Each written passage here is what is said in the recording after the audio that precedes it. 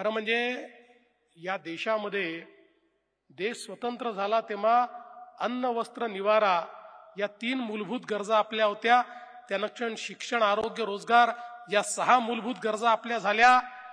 पण घराचं स्वप्न हे पूर्ण होणं अनेकांकरता दुरापास्त होतं. मात्र मोदीजींनी ठरवलं की प्रत्येक भारतीयाला मी घर देणार आणि आज महाराष्ट्रामध्ये ते स्वप्न पूर्ण होताना आपण बघतोय. आणि महाराष्ट्राच्या सरकारने देखील निर्णय केला. मी माननीय अजितदादा शिंदे साहेब आम्ही सगळ्यांनी ठरवलं की केंद्र सरकार जर आपल्याला एवढं देतंय तर आपणही त्याच्यामध्ये भर घातली पाहिजे. आणि म्हणून राज्य सरकारच्या वतीनं आम्ही 50,000 रुपये अधिकचे देण्याचा निर्णय त्या ठिकाणी दिला. आणि हे ठरवलं की प्रधानमंत्री आवास योजनेच्या प्रत्येक घरावर सोलर लावलं जाईल. प्रधानमंत्री आवास योजनेच्या कुठल्याही घराला विजेचं बिल देण्याची आवश्यकता पडणार नाही. जन्मभर मोफत वीज ही आमच्या प्रधानमंत्री आवास योजनेच्या लाभार्थ्याला मिळाली पाहिजे. त्यामुळे त्याचा निर्णय आपण घेतला. म्हणजे आता बघा, घरही मोदीजी देणार, त्याच्यामध्ये शौचालय पण देणार, पिण्याचं पाण्याचं कनेक्शन पण देणार, मोफत वीज पण देणार, त्याच्यामध्ये गॅस सिलेंडर पण देणार. सगळ्या गोष्टी या आपल्या गरीब जनतेकरता मोफत देण्याचा निर्णय मोदीजींनी घेतला.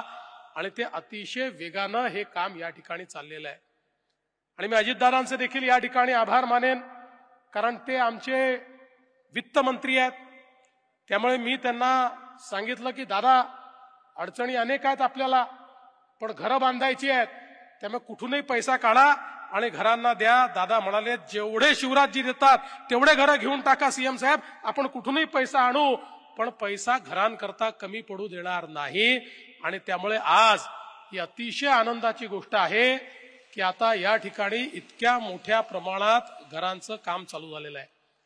आणि ग्रामविकास विभाग ज्या गतीनं गोरेसाहेब आज काम करतो आहे, ही गती कमी होणार नाही, ही माझी अपेक्षा. ही गती वाढेल. कारण तुम्ही 45 दिवसात केलं की आम्ही 35 दिवस म्हणू. तुम्ही 35 दिवसात, याचा अर्थ तुम्ही 45 दिवसाचं काम 100 दिवसात करू नका. पण मला आनंद आहे, शेवटी आज सगळी मशिनरी कामाला लागली आहे. आज बघा, हा कार्यक्रम आपण या ठिकाणी करतोय, तुम्ही 15,000 लोक या ठिकाणी आहात, पण लिंकवरनं प्रत्येक तालुका जुडलेला आहे. 1.5 लाख लोक आपल्या कार्यक्रमामध्ये जे लाभार्थी आहेत ते सम्मिलित झालेले आहेत. त्यामुळे संपूर्ण महाराष्ट्र हा कार्यक्रम या ठिकाणी पाहतो आहे. आणि या माध्यमातून आपण संपूर्ण महाराष्ट्रातल्या प्रत्येक गावामध्ये बेघर मुक्त महाराष्ट्र, प्रत्येकाला घर असलेला महाराष्ट्र, अशा प्रकारची आपली संकल्पना या ठिकाणी राबवण्याचं काम हे चाललेलं आहे.